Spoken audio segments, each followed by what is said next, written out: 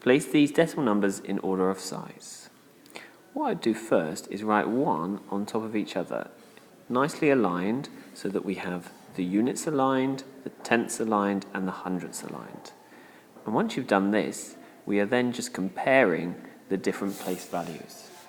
So first thing I would look at is to see which one has the smallest units. Now, they all have units 0, so that doesn't help us. I would then move on to the next smallest amount. The next one is going to be the tenths, and I'd see which one has the smallest tenths. In this case, it's 0.27 has the smallest. So 0.27 will be my smallest number. I will now score out 0.27.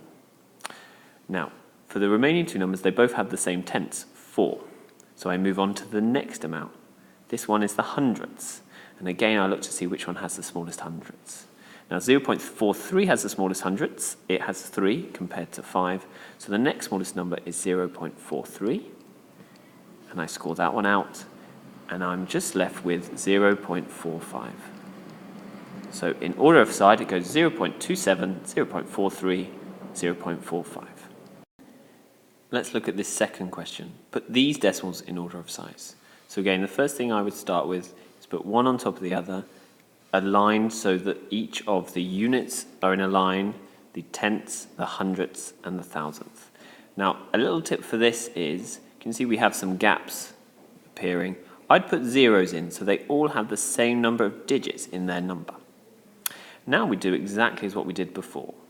We first look at the units, see if that will help us. Now they're all 0, so we can't differentiate them there. So I move on to the tenths, and I look to see which is the smallest numbers. Now, the first one is 0.8, that has 8 tenths, and the next two has 1 tenth and 1 tenth. So in this case, we know that 0.8 must already be my biggest because it has the most number of tenths. So I score that one out. Now we move on to the hundredths. So the top number, 0.18, has 8 hundredths, and the bottom number, 0.13, has 3 hundredths.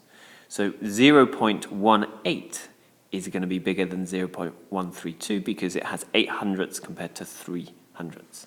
So that's my next biggest, and my smallest number, therefore, must be 0.13.